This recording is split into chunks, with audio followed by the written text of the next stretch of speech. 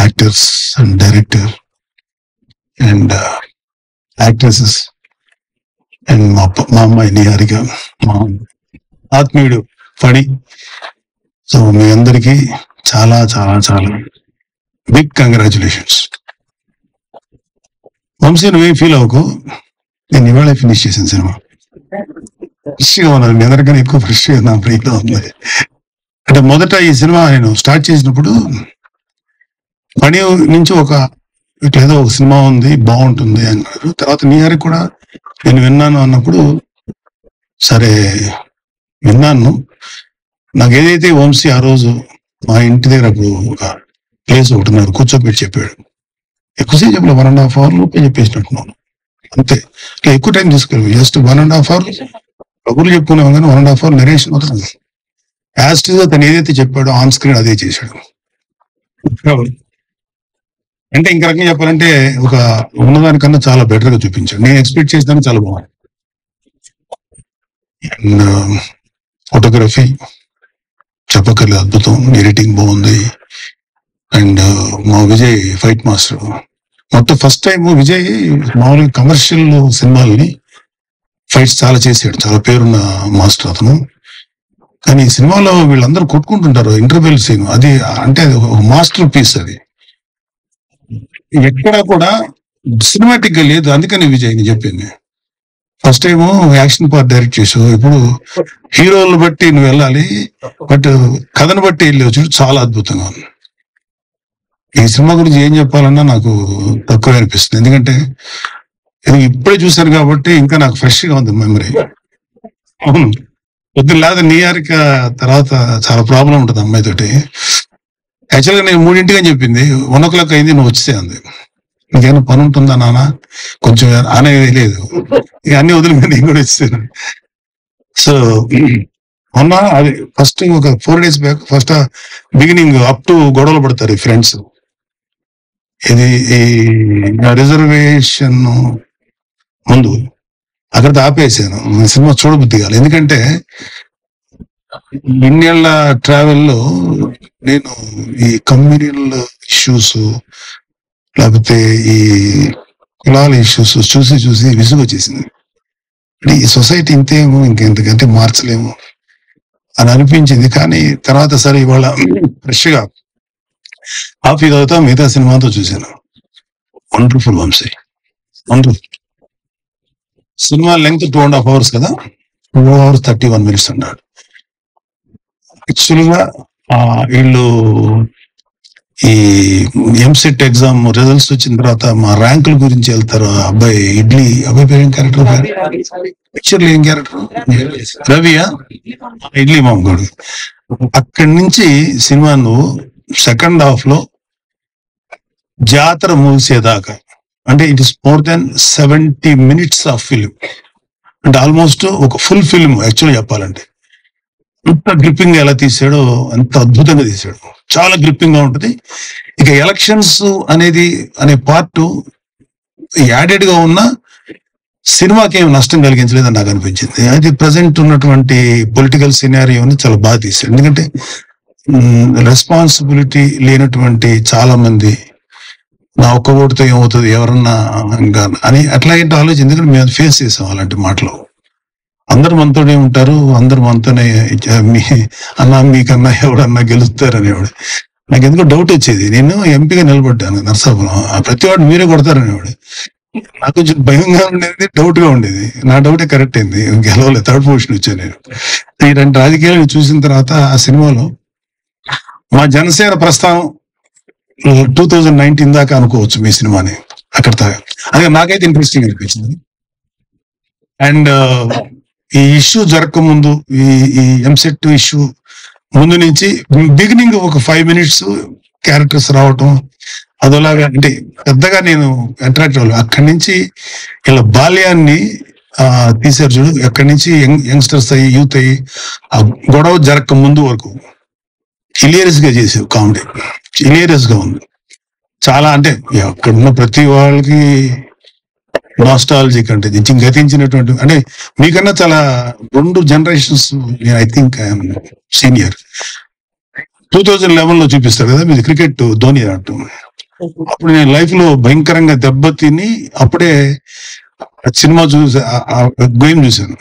ఒక చిన్న ఒక ఏదో తెలియని ఒక సైకలాజికల్ సపోర్ట్, అది అది అక్కడితో స్టార్ట్ అవుతుంది మీది. నాది అక్కడితో నా కెరీర్ అక్కడితో ఆపేశాను.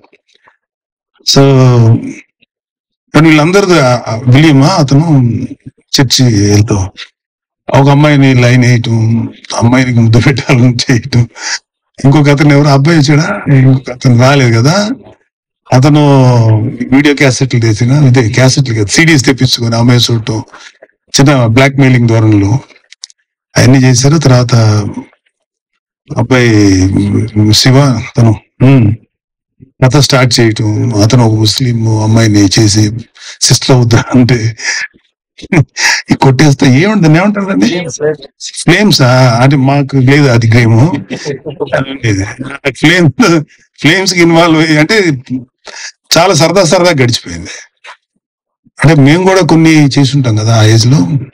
మాకు కూడా ఒక వన్ వే ట్రాఫిక్ లవ్స్, వాళ్ళు మా ముఖం చూసేవాళ్ళు కాదు, పాడు కాదు, వాళ్ళతో మేము ఇలా మోగ్గా ఆరాధించేవాళ్ళం, పట్టించుకునేవాళ్ళు కాదు.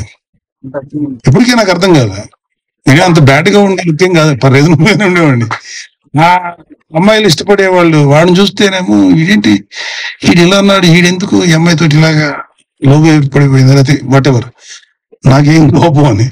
ఓన్లీ లోపం వల్ల చెప్పే ధైర్యం లేదు, వాడికి ఆ ధైర్యం ఉంది, అక్కడ వర్కౌట్ అయ్యింది. So brilliant Vamshi, brilliant. అంటే కుర్రోళ్ళందరూ ఇంక్లూడింగ్ గర్ల్స్ అందరూ నచ్చారు. అందులో విలియం ఒక రకంగా ఆడపిల్ల ఇప్పుడు అట్లా ఉండేవాడు మా చిన్నప్పుడు, అంత అడ్వాన్స్ గా లేరు ఇప్పుడు. అంటే ఒక ఈవెన్ 2011 టైంలో 10 అంతకన్నా కొంచెం లోకీలో ఉండేవాళ్ళు ఆడపిల్లలు.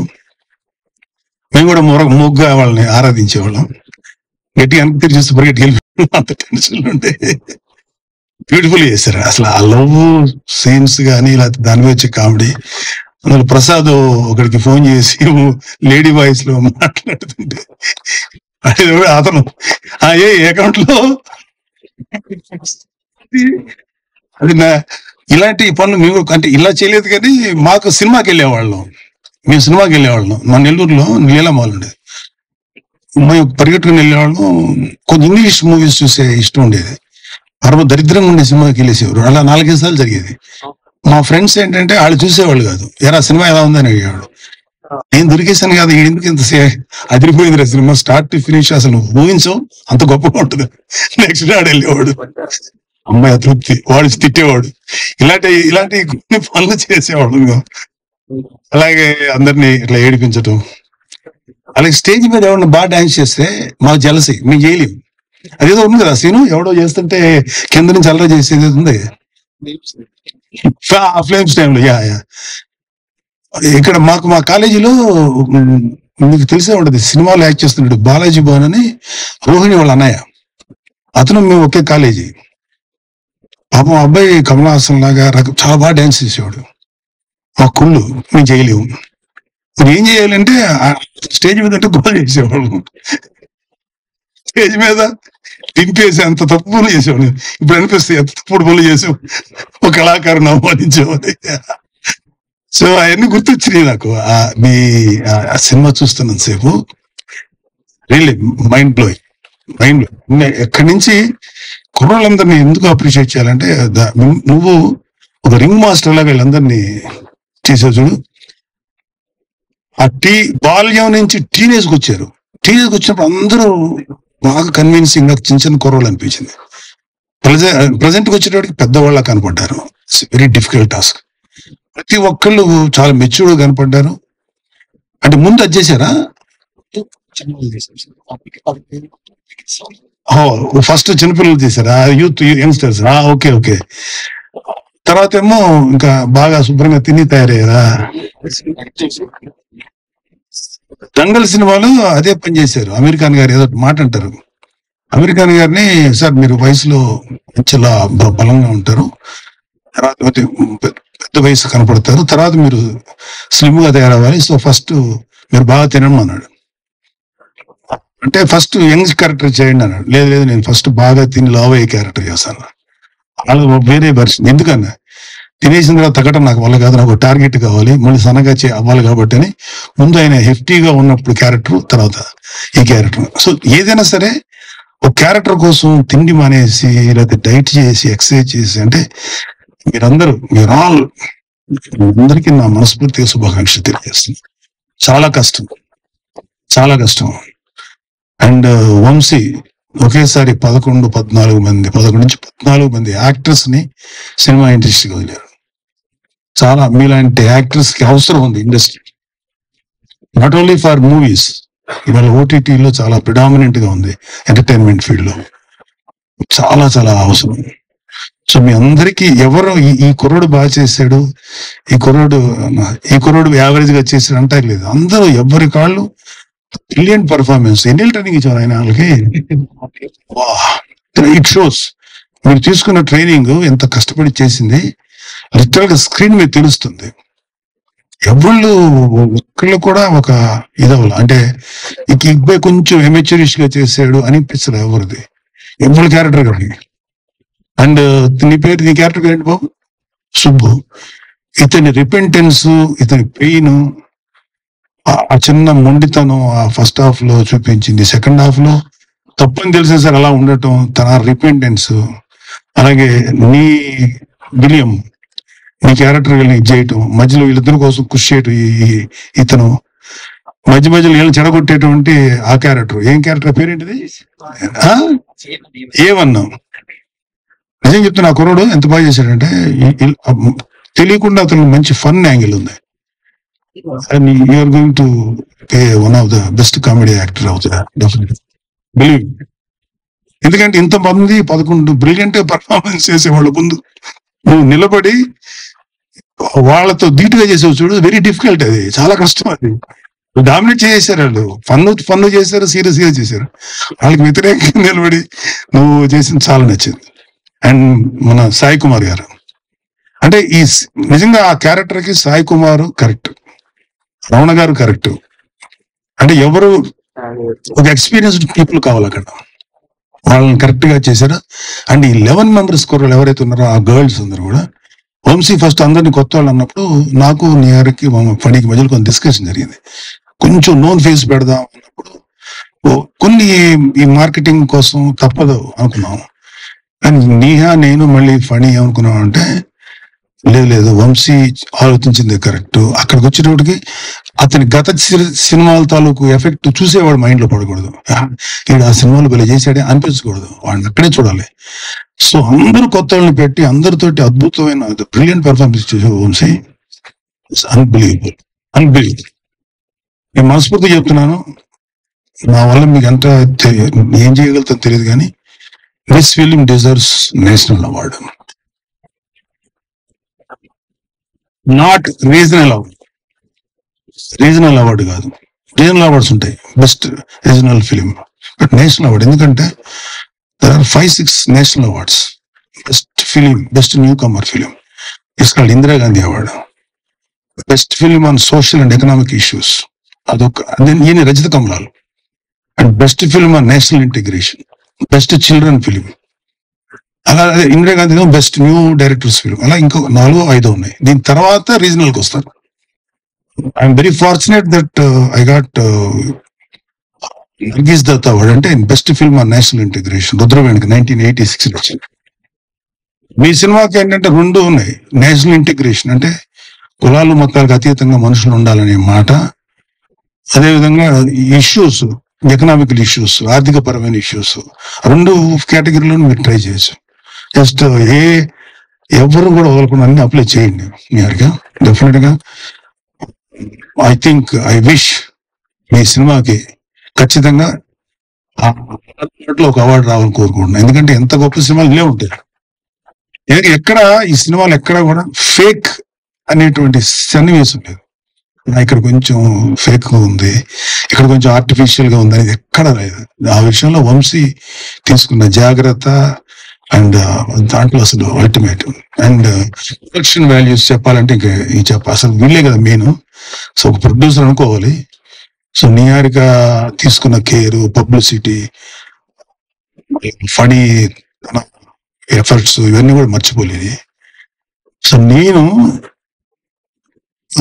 అక్కడి నుంచి వీళ్ళు కొట్టుకొని అక్కడి నుంచి వెళ్ళిపోయేటప్పుడు సెకండ్ హాఫ్ స్టార్ట్ అయిన తర్వాత అప్ టు ఏముంటుందని మన ఈ బలిచేట తీసుకొని వచ్చేదాకా నాకు 5-6 చోట్ల కళ్ళు తడివారు, ఏడుపు వచ్చింది నాకు, చాలా వచ్చింది.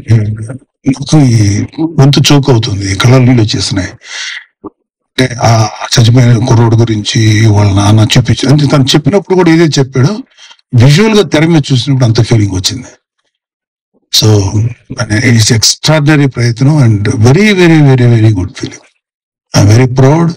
నిహారిక నా కూతురుగా ఉండి ఇలాంటి సినిమాకి నిర్మాణ బాధ్యతలు చేపట్టింది. నాకు అత్యంత ఆత్మీయుడైన ఫణి ఈ సినిమాకి వెన్నుదనగా ఉన్నాడు. అండ్ ఈ captain of the ship Vamshi ఏదైతే చెప్పాడో అది జెన్యూన్ గా తెరగా చూపించారు. మీరందరూ బాబు డన్ మ్యాజిక్. ప్రసాద్ క్యారెక్టర్ అదేంటో వింతగా ఉంటారు. ఆ క్యారెక్టర్ ఎప్పుడు ఎలా చాలా ఫన్నీగా ఉందండి ఈ క్యారెక్టర్. అంత దీంట్లో కూడా నువ్వు ఎమోషన్ చేసి కోనేరు దగ్గర కూర్చొని మందు తాగుతూ ఉంటారు, ఎమోషన్స్ అక్కడ అద్భుతం చేసి అక్కడ ఆ కుర్రాడు సైలెంట్గా ఉండి ఎందుకు అంత సైలెంట్గా ఉన్నాడు అంటే కన్నీళ్ళు వాడు ఫీల్ అవుతున్నాడు. అబ్బాయి రిపెంటెన్స్, వాళ్ళిద్దరి మధ్యలో ఉండే స్నేహాన్ని మళ్ళీ ఒకళ్ళని కలపాలని ఇంకా రాని అబ్బాయి గారు రాలేదు కదా, అతను ఫీలింగ్స్ ఇవన్నీ మైండ్ బ్లోయింగ్. ఏమి చెప్పవచ్చిందంటే ఈ cinema this film deserves 100% national award. నేను అన్ని కేటగిరీలకి అప్లై చేయండి, including direction, special effects, what ever, feel action. ఆ విజయ్ అద్భుతంగా చేశాడు. ఎంత బాగా చేశాడంటే ఇంటర్వెల్ లో కొట్టుకుంటుంటే అందరూ ఒక కలబడి కొట్టుకుంటుంటారు. నాకు తెలిసి యాక్షన్ పార్ట్ ఎంత కష్టం. అదే విజయ్కి మీరు ఏమండి ఇట్లాగా ఆర్గనైజ్డ్ గా చేయమంటే అద్భుతంగా ఆర్గనైజ్ చేయగలిగే దమ్మున్నాడు. కానీ ఒక దుమ్ముగా కొట్టుకుంటారు చూడండి, వాడిని ఈడు కొడతాడు, అక్కడ కొబ్బరి చెట్టు దగ్గరికి వెళ్తారు, కొబ్బరికాయల దగ్గరికి అక్కడ ఒక కత్తి ఉంటుంది, అతనేమో కత్తి ఇది తీస్తాడు, అయినా ఎవరు మాట ఎవరికాడు కొట్టుకు చచ్చిపోతుంటారు, ఎదురెళ్ళి దాన్ని కొట్టేస్తారు. Sentiment. Excellent man, congrats all of you.